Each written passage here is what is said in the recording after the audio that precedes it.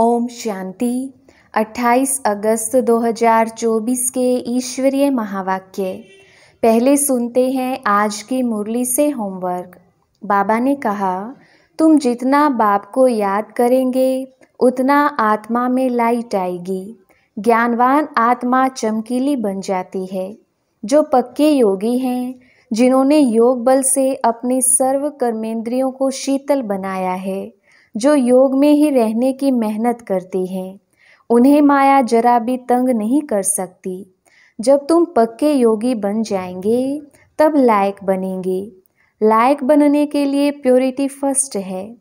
अब उत्तम पुरुष बनने के लिए याद के बल से आत्मा को पवित्र बनाना है। कर्मेंद्रियों से कोई भी विकर्म नहीं करना है। ज्ञानवान बन आत्माओं को सुजाग करने की सेवा करनी है। आत्मा रूपी ज्योति में ज्ञान योग का घृत डालना है। श्रीमत पर बुद्धि को स्वच्छ बनाना है। एक पॉइंट स्वरूप में स्थित होना, आश्चर्य और क्वेश्चन मार्क के बजाय बिंदु लगाना, अर्थात विशेष आत्मा बनना। और अब सुनते हैं महावाक्यों को विस्तार से। मुरली का सार। मीठे बच्चे, तुम जितना बाप को याद करेंगे उतना आत्मा में लाइट आएगी। ज्ञानवान आत्मा चमकीली बन जाती है। प्रश्न, माया किन बच्चों को जरा भी तंग नहीं कर सकती? उत्तर, जो पक्के योगी हैं, जिन्होंने योग बल से अपनी सर्व कर्मेंद्रियों को शीतल बनाया है, जो योग में ही रहने की मेहनत करते हैं, उन्हें माया जरा भी तंग नहीं कर सकती। जब तुम पक्के योगी बन जाएंगे तब लायक बनेंगे। लायक बनने के लिए प्योरिटी फर्स्ट है। ओम शांति। मीठे मीठे बच्चों को बाप बैठ समझाते हैं, अज्ञान के कारण तुम्हारी आत्मा डल हो गई है। हीरे में चमक होती है ना, पत्थर में चमक नहीं होती। इसलिए कहा जाता है पत्थर मिसल डल हो गई है। फिर जागती है तो कहा जाता है यह जैसे पारसमणि है। अब अज्ञान के कारण आत्मा की ज्योति डिम हो गई है, काली नहीं होती है। नाम यह रखा हुआ है। आत्मा सबकी एक जैसी होती है। शरीरों की बनावट अनेक प्रकार की होती है। आत्मा तो एक ही है। अब तुम समझते हो हम आत्मा हैं, बाप के बच्चे हैं। ये सारा ज्ञान था, वह फिर धीरे धीरे निकल गया है। निकलता निकलता आखिर कुछ नहीं रहता तो कहेंगे अज्ञान। तुम भी अज्ञानी थे, अब ज्ञान के सागर से ज्ञानी बनते जाते हो। आत्मा तो बहुत सूक्ष्म है, इन आँखों से देखने में नहीं आती। बाप आकर समझाते हैं, बच्चों को नॉलेजफुल बनाते हैं, तब सुजाग होते हो। घर घर में सोजरा हो जाता है। अभी घर घर में अंधियारा है, अर्थात आत्मा डिम हो गई है। अब आप कहते हैं मुझे याद करो तो लाइट आ जाएगी, फिर तुम ज्ञानवान बन जाएंगे। बाप किसकी गलानी नहीं करते हैं, यह तो ड्रामा का राज समझाते हैं। बच्चों को कहा है ना, यह तो सब मूढ़मती हो गई हैं। कौन कहते हैं? बाप। बच्चे, तुम्हारी कितनी सुंदर बुद्धि थी श्रीमत पर, अभी तुम फील करते हो ना। तुम्हें ज्ञान मिला है। ज्ञान को पढ़ाई कहा जाता है। बाप की पढ़ाई से हमारी ज्योति जग गई है। इनको ही सच्ची सच्ची दीपावली कहा जाता है। छोटेपन में मिट्टी के दीपक में तेल डाल ज्योति जगाते थे, वह तो रस्म चलती रहती है, उनसे कोई दीपावली नहीं होती। यह तो आत्मा जो अंदर है वह डिम हो गई है। उनकी ज्योति आकर बाप जगाते हैं। बच्चों को आकर नॉलेज देते हैं, पढ़ाते हैं। स्कूल में टीचर पढ़ाते हैं ना, वह है हद की नॉलेज, यह है बेहद की नॉलेज। कोई साधु संत भी पढ़ाते हैं क्या? रचयिता और रचना के आदि मध्य अंत की नॉलेज और कोई पढ़ा नहीं सकती। कभी कोई ने आकर पढ़ाई? जाकर देखो कहाँ ये नॉलेज पढ़ाते हैं। सिर्फ एक बाप ही पढ़ाते हैं, तो उनके पास पढ़ना चाहिए। बाप अनायास ही आ जाते हैं। ढिंडोरा थोड़ी पीटते हैं कि मैं आ रहा हूँ, अनायास ही आकर प्रवेश करते हैं। वह आवाज़ तो कर ही नहीं सकते जब तक उनको ऑर्गन्स ना मिले। आत्मा भी ऑर्गन्स बिगर आवाज़ नहीं कर सकती। शरीर में जब आई है तब आवाज़ करती है। तुम समझाओ तो कोई मानेंगे नहीं। बच्चों को जब यह नॉलेज दी जाती है तब समझते हैं। यह नॉलेज एक बाप के सिवाय कोई दे ना सके। विनाश का साक्षात्कार भी कोई चाहते थोड़ी हैं, यह बाप ही आकर कराते हैं। ड्रामानुसार पुरानी दुनिया अब खत्म होनी है, नई दुनिया स्थापन हो रही है। जिनको बाप से नॉलेज लेनी है वह आते रहते हैं। कितनों को ज्ञान दिया होगा, अनगिनत गांव-गांव से कितने ढेर आते हैं। ये आत्माओं और परमात्मा का मेला एक ही बार लगता है, संगम युग पर ही आते हैं। बाप आकर नई दुनिया स्थापन करते हैं। जिनकी ज्योति जगाते हैं वह फिर जाकर औरों की ज्योति जगाते हैं। अभी तुम सबको वापिस जाना है, इसमें बुद्धि से काम लेना होता है। भक्ति मार्ग में तो है अंधियारा, ज्ञान देने वाला तो एक बाप चाहिए, वह आते ही हैं संगम पर। पुरानी दुनिया में ज्ञान मिल ना सके। मनुष्यों के ख्याल में है अभी तो 40,000 वर्ष पड़े हैं, बिल्कुल ही घोर अंधियारे में हैं।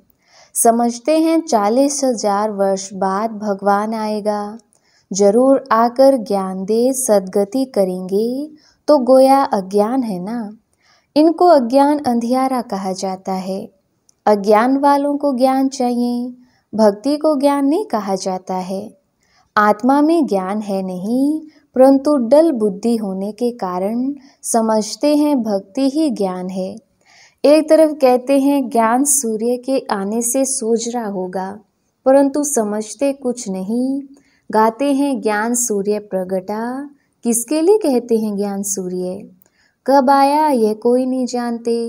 पंडित आदि होगा तो कहेगा जब कलयुग पूरा होगा तब सोजरा होगा। यह सब बातें बाप आकर समझाते हैं।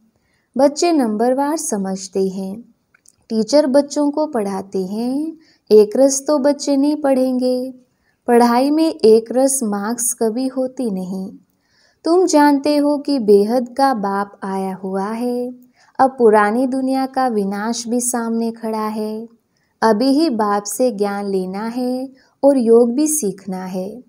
याद से ही विकर्म विनाश होंगे। बाप कहते हैं इस संगम पर ही आकर इस शरीर का लोन लेता हूँ, अर्थात प्रकृति का आधार लेता हूँ।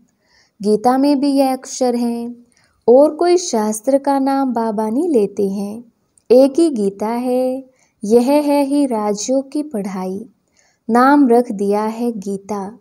इसमें पहले पहले लिखा है भगवान उवाच। अब भगवान किसको कहा जाता है?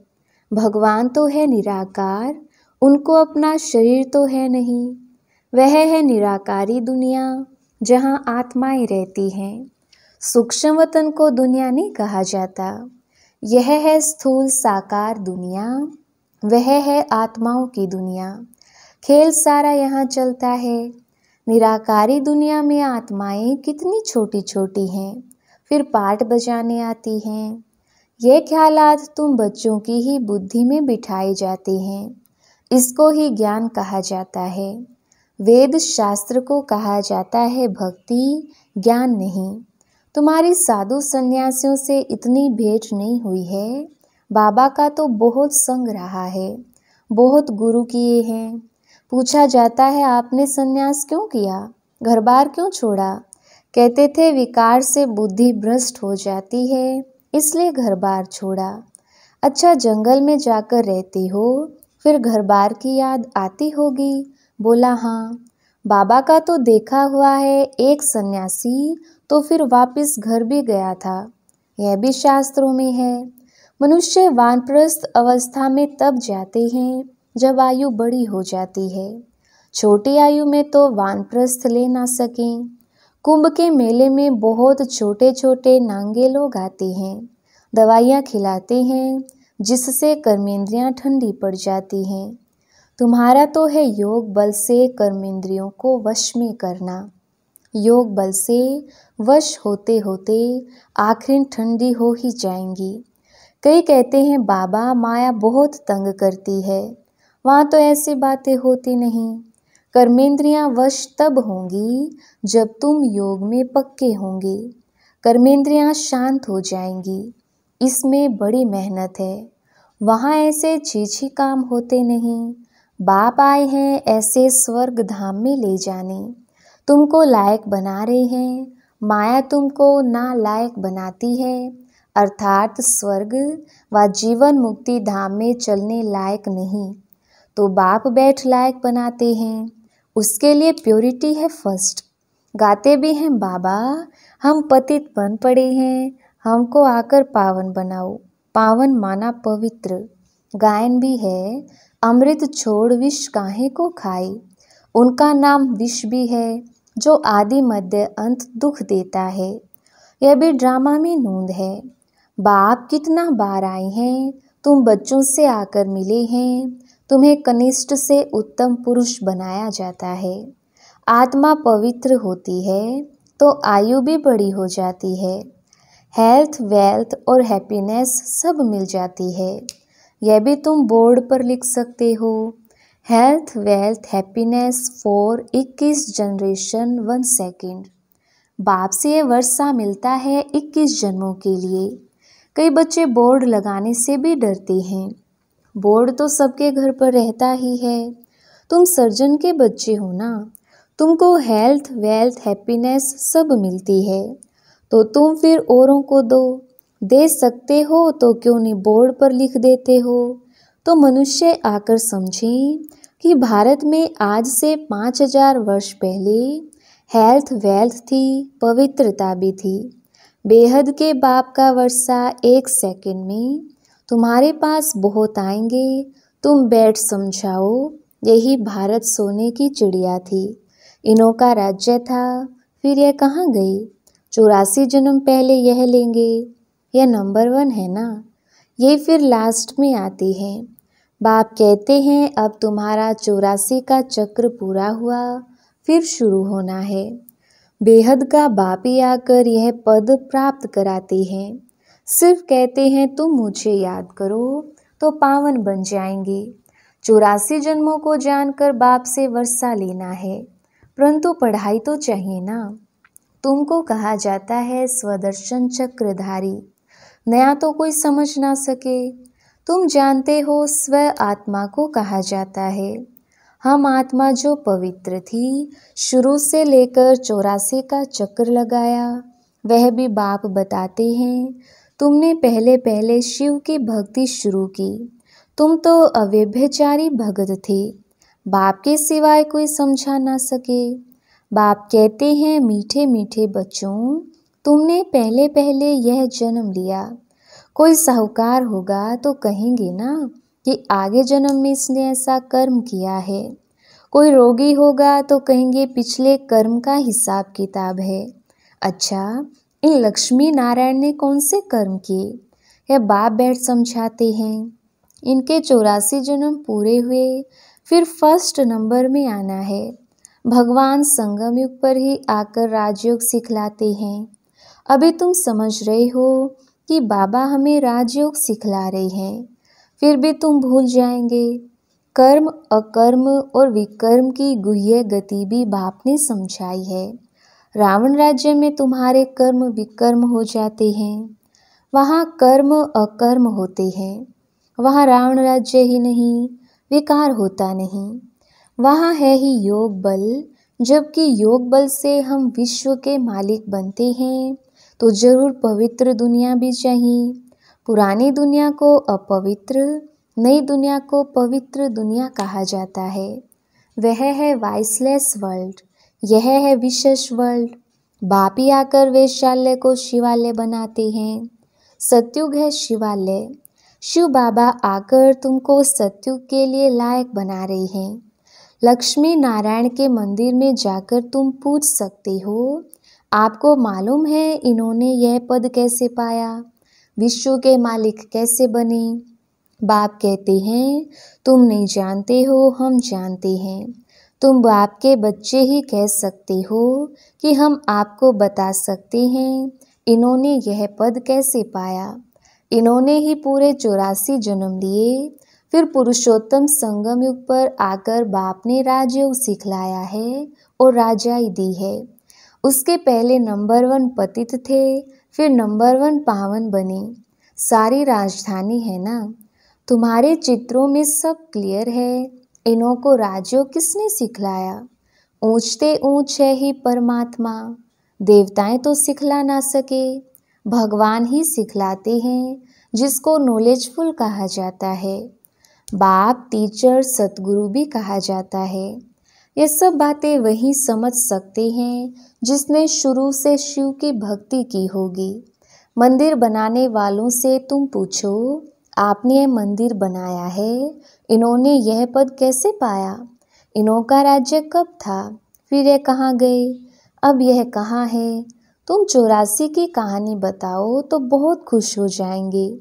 चित्र पॉकेट में पड़ा हो, तुम किसको भी समझा सकते हो। शुरू से जिसने शिव की भक्ति की होगी वह सुनते रहेंगे, खुश होते रहेंगे। तुम समझ जाएंगे यह हमारे कुल का है। दिन प्रतिदिन बाबा बहुत सहज युक्तियाँ बतलाते हैं। तुमको अब समझ मिली है, परम पिता परमात्मा ही सर्व का सद्गति दाता है। 21 जन्मों के लिए सतयुगी बादशाही मिल जाती है। 21 जन्मों का वर्षा इस पढ़ाई से ही मिलता है। टॉपिक भी बहुत है। वैशाल्य और शिवालय किसको कहा जाता है? इस टॉपिक पर हम परमपिता परमात्मा की जीवन कहानी बता सकते हैं। लक्ष्मी नारायण के 84 जन्मों की कहानी, यह भी टॉपिक है। विश्व में शांति कैसे थी, फिर अशांति कैसे हुई, अब फिर शांति कैसे स्थापन हो रही है, यह भी टॉपिक है। अच्छा, मीठे मीठे सिकिलधे बच्चों प्रति माता पिता बाप दादा का याद प्यार और गुड मॉर्निंग। रूहानी बाप की रूहानी बच्चों को नमस्ते। हम रूहानी बच्चों की रूहानी बाप दादा को याद प्यार, गुड मॉर्निंग और नमस्ते जी। धारणा के लिए मुख्य सार। पहला पॉइंट, अब उत्तम पुरुष बनने के लिए याद के बल से आत्मा को पवित्र बनाना है। कर्मेंद्रियों से कोई भी विकर्म नहीं करना है। दूसरा पॉइंट, ज्ञानवान बन आत्माओं को सुजाग करने की सेवा करनी है। आत्मा रूपी ज्योति में ज्ञान योग का घृत डालना है। श्रीमत पर बुद्धि को स्वच्छ बनाना है। वरदान, पॉइंट स्वरूप में स्थित हो, मन बुद्धि को नेगेटिव के प्रभाव से सेफ रखने वाले विशेष आत्मा भव। विस्तार, जैसे कोई सीजन होती है तो सीजन से बचने के लिए उसी प्रमाण अटेंशन रखा जाता है। बारिश आएगी तो छाते, रेनकोट आदि का अटेंशन रखेंगे। सर्दी आएगी तो गर्म कपड़े रखेंगे। ऐसे वर्तमान समय मन बुद्धि में नेगेटिव भाव और भावना पैदा करने का विशेष कार्य माया कर रही है। इसलिए विशेष सेफ्टी के साधन अपनाओ। इसका सहज साधन है एक पॉइंट स्वरूप में स्थित होना। आश्चर्य और क्वेश्चन मार्क के बजाय बिंदु लगाना, अर्थात विशेष आत्मा बनना। स्लोगन, आज्ञाकारी वह है जो हर संकल्प, बोल और कर्म में जी हजूर करता है। अच्छा, ओम शांति।